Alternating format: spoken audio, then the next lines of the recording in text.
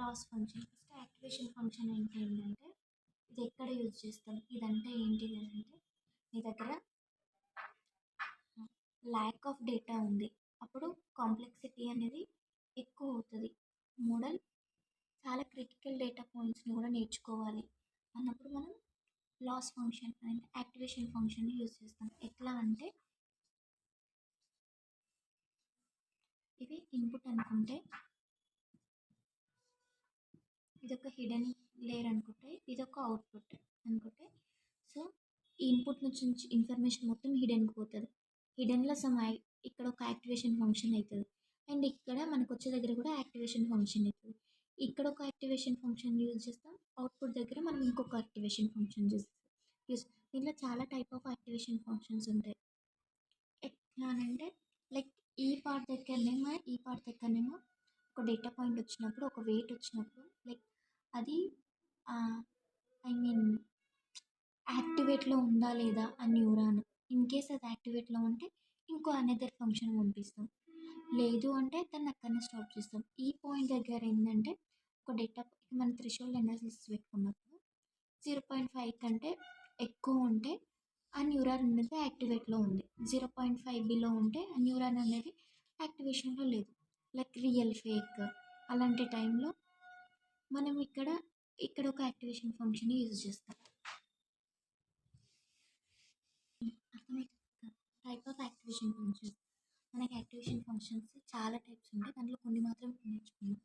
ఒకటి రేలు, ఇంకొకటి సిగ్మాయిడ్, ఇంకొకటి టానెక్స్, ఇలా ఉంటాయి.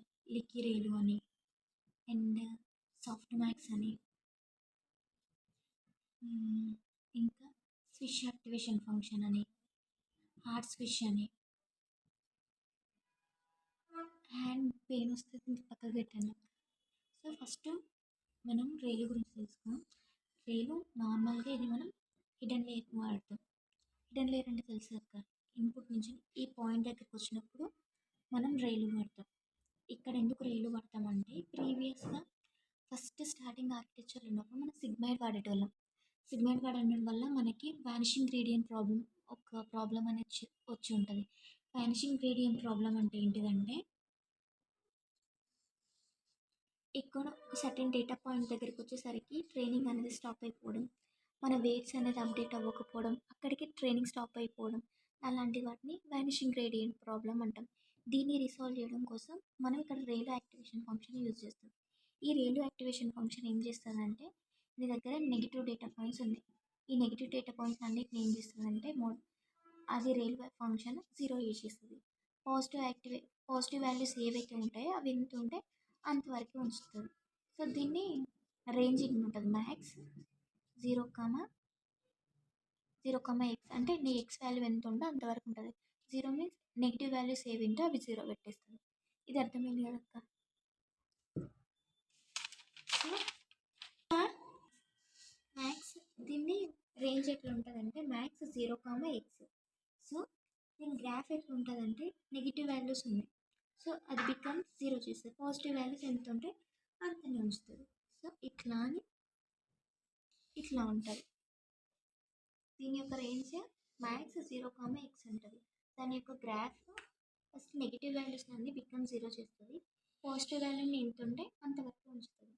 దీని డెరివేషన్ గ్రాఫ్ కూడా స్టార్టింగ్ 0 to ఇన్ఫినిటీ ఇట్లా ఫామ్ అవుతుంటుంది. Okay, vanishing gradient problem resolve చేయడం కోసం మనం రేలు వాడతాం. మెయిన్ దీన్ని హిడెన్ లేయర్లో వాడతాము. అండ్ దాని రేంజ్ ఎట్లా ఉంటుందంటే, 0, ఎక్స్ నెగిటివ్ వాల్యూస్ అన్ని 0 చేస్తుంది. పాజిటివ్ వాల్యూస్ ఎంత ఉందో అంత చూస్తుంది. దాని గ్రాఫ్స్ ఎట్లా ఉంటాయి. సిగ్మాయిడ్ యాక్టివేషన్ ఫంక్షన్ ఎక్కడ యూజ్ చేస్తాము అని అంటే, ఇక్కడ దగ్గర నీకు 2 ఇన్పుట్స్ ఉంది, ఒక హిడెన్ లేయర్ ఉంది, అవుట్పుట్ ఉంది. సో నీకు ఇక్కడ అవుట్పుట్ ఉంది కదా, ఈ అవుట్పుట్ రియల్ ఆర్ ఫేక్ అని చెప్పేటప్పుడు ఇక్కడ ముందు ఈ అవుట్పుట్ ఫంక్షన్కి వచ్చే ముందు మనం యాక్టివేషన్ ఫంక్షన్ వాడతాం. అది సిగ్మాయిడ్. ఈ సిగ్మాయిడ్ ఫంక్షన్ యొక్క రేంజ్ ఎట్లా ఉంటుందంటే, 0, 1 ఉంటుంది. వాల్యూ బిట్వీన్ 0 to 1 ఉంటుంది. సో దీని గ్రాఫ్ ఎలా ఉంటుందంటే, లుకింగ్ లైక్ ఒక ఎస్ ఫామ్ లాగా ఉంటుంది. ఎక్స్ నేను డెరివేటివ్స్ నార్మల్గా ప్రీవియస్లో డెరివేటివ్స్ గురించి చెప్పుకున్నాం. డెరివేటివ్స్లో సపోజ్ ఇక్కడ మనం తీసుకున్న వెయిట్స్ అనేవి చిన్నగా అప్డేట్ అవుతుంటే నాకు వచ్చే అవుట్పుట్ అనేది న్యూ వెయిట్ అనేది ఎంత అప్డేట్ అవుతుందో తెలుసుకోవడం కోసం నేను ఇక్కడ డెరివేటివ్ యూజ్ చేస్తాను. డెరివేటివ్ ఫంక్షన్ యొక్క ఫార్ములా ఇది అండ్ దాని రేంజ్ వచ్చేసి 0,1. అది లుకింగ్ లైక్ ఒక ఎస్ లాగా ఉంటుంది. దాన్ని డెరివేషన్ చేసినాం అనుకో f dash of x is equals to f of x into 1 minus f of x. So దీన్ని 1/1 plus e to the power of minus xని -1 డినామినేటర్లో ఉన్న 1 తీసేస్తే -1 అయిపోతుంది. సో దీనికి ఇప్పుడు డెరివేటివ్ చేసినాం. సో ఎట్లా అని అంటే ఇక్కడనే మనం చైన్ రూల్ వాడతాం. లైక్ ఇది కాన్స్టెంట్ ఉంచి ఇది డెరివేటివ్ చేస్తాం, ఇది కాన్స్టెంట్ ఉంచి ఇది డెరివేటివ్ చేస్తాం. సో ఇలా చేసినప్పుడు మనకు వచ్చే అవుట్పుట్ లాస్ట్కి ఇలా వస్తుంది. So minus e to the power of x by 1 plus e to the power of minus x whole to the power of square.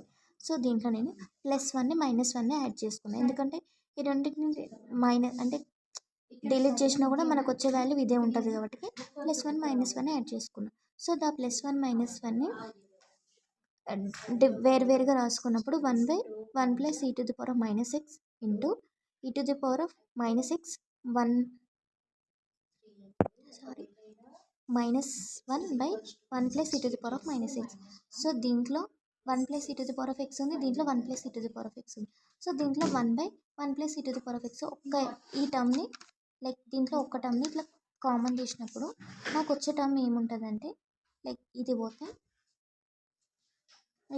1 plus e to the power of minus x by 1 plus e to the power of x ఒక term and 1 minus 1/1 plus e to the power of minus x.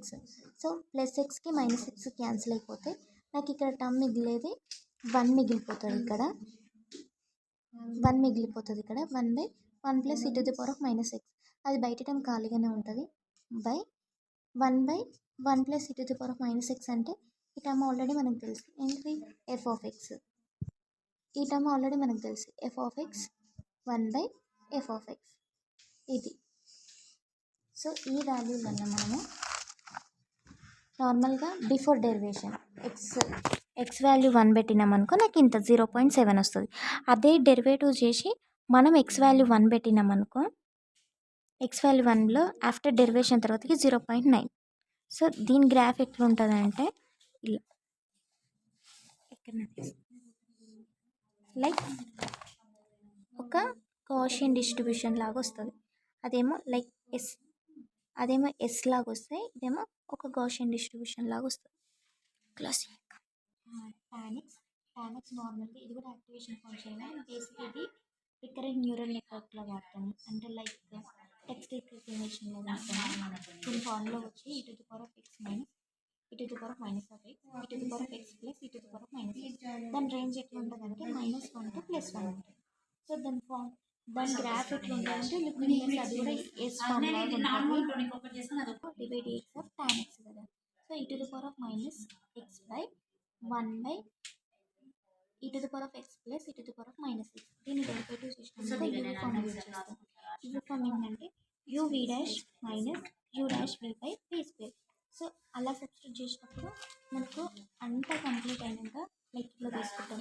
ఇది u v dash ఇది v dash minus u dash v u dash. So దీన్ని by v dash square. So దీన్ని segregate చేసినామనుకో ఈ రెండు terms మాత్రం square అయిపోతాయి. So దీంట్లో ఒక టర్మ్ని మనం common చేసినామనుకో 1/e to the power of x by x minus e to the power of minus x by e to the power of x plus e to the power of minus x whole square. So d by dx of tan x అయితే మనకి secant square x అవుతుంది. 1/, already మనకి ఈ term గురించి తెలుసు. ఈ term అంటే ఏంటిది tan x స్క్వేర్ ఉంది కాబట్టి tan x square. So before derivation ముందేమో ఇది, ఆఫ్టర్ డెరివేషన్ తర్వాతకి 1 minus tan x స్క్వేర్. దాని గ్రాఫ్ ఎలా ఉంటుందంటే లుకింగ్ లైక్ గౌసియన్ డిస్ట్రిబ్యూషన్ లానే ఒక కర్వ్ లాగా కిందికి వచ్చి ఉంటుంది. సో ఒక ఎగ్జాంపుల్గా తీసుకుంటే if x is equals to 1 తీసుకొని బిఫోర్ డెరివేషన్లో పెడితే నాకు 0.76 వచ్చింది. ఆఫ్టర్ డెరివేషన్లో పెట్టినామనుకో 0.14 వచ్చింది. సో ఇది దీని గ్రాఫ్ ఇట్లా ఉంటుంది. సో నెక్స్ట్ సాఫ్ట్ మ్యాథ్స్ నార్మల్గా ఇది కూడా సేమ్ ఒక యాక్టివేషన్ ఫంక్షన్. ఈ యాక్టివేషన్ ఫంక్షన్ నార్మల్గా ఎక్కడ యూజ్ చేస్తాము అని అంటే, ఇక్కడ నీకు ఏదైతే అవుట్పుట్ వచ్చిందో ఈ అవుట్పుట్కి బిఫోర్ మనం ఇది యూజ్ చేస్తాం యాక్టివేషన్ ఫంక్షన్. అంటే నీ దగ్గర కొన్ని క్యాట్ ఇమేజెస్ ఉన్నాయి, కొన్ని డాగ్ ఇమేజెస్ ఉన్నాయి, కొన్ని ర్యాట్ ఇమేజెస్ ఉన్నాయి. ఎంత టాప్ ఆఫ్ రేటింగ్, ఎంత పర్సెంటేజ్ ఆఫ్ క్యాట్ ఉంటుంది, ఎంత పర్సెంటేజ్ ఆఫ్ డాగ్ ఉంటుంది. లైక్ ఇది మల్టీ క్లాసిఫైర్ యూజ్ చేసుకోవడం కోసం మనం ఇక్కడ సాఫ్ట్ మ్యాక్స్ యూజ్ చేస్తాం. సో సాఫ్ట్ మ్యాక్స్ ఫార్ములా దీని రేంజ్ వచ్చేసి 0,1. లైక్ ఈ 0,1లోని 30% క్యాట్ అంటుందా, 20% డాగ్ అంటుందా, ఇట్లా తెలపడానికి యూజ్ చేస్తాం. సాఫ్ట్ మ్యాక్స్ ఫార్ములా ఇది f(x)(e⁻z(i) by summation i equals to 1 to n e⁻z. So దీన్ని కూడా సేమ్ యూవీ ఫార్ములా చేసినాం. యూవీ ఫార్ములా చేసినప్పుడు uv dash minus vu dash by p square. So ఇలా సెగ్రిగేట్ అయిపోయింది. ఆఫ్టర్ దీని తర్వాత మనకు మిగిలిన రెండు squares zj minus zi whole square. So దీంట్లో ఒక్క టర్మ్ zi టర్మ్ని కామన్ తీసినాం. So summation i equals to 1 to n zj minus zi by summation i equals to 1 to n zj square అదే టర్మ్ను. సో దీంట్లో సగ్రిగేట్ చేస్తున్నాం. ఈ term ఈ term ఒకటి సగ్రిగేట్ చేసేస్తే ఇక్కడ ఒక టర్మ్ ఉంటుంది. So e⁻zj by summation i equals to 1 to n zi minus e⁻zi by summation i equals to 1 to n zj. So లాస్ట్కి వచ్చే వాల్యూ నాకు ఎంత వస్తుంది అంటే, ఆల్రెడీ నాకు ఇది తెలుసు.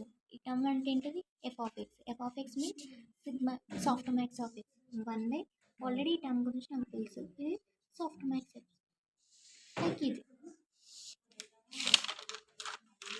అండ్ ఇదే వాల్యూని నేను ఒక ఒక వాల్యూలా తీసుకుంటే, సో ఎక్స్ ఇన్పుట్స్ నేను ఇట్లా తీసుకున్నా 0, 2.0, 1.0, 0.1. సో దీన్ని e⁻0లో e⁻zj దాంట్లో వాల్యూలు సబ్స్టిట్యూట్ చేస్తే నాకు వచ్చినాయి ఇవి. సో దీన్ని ఫస్ట్ సమ్ చేసిన, ఈ మూడింటిని సమ్ చేస్తే నాకు వచ్చిన వాల్యూ ఇది. సో దీన్ని ఫస్ట్ సాఫ్ట్ మ్యాక్స్లో అప్లోడ్ చేసిన. సాఫ్ట్ మ్యాక్స్లో పెడితే ఎట్లా చూస్తాము అని అంటే,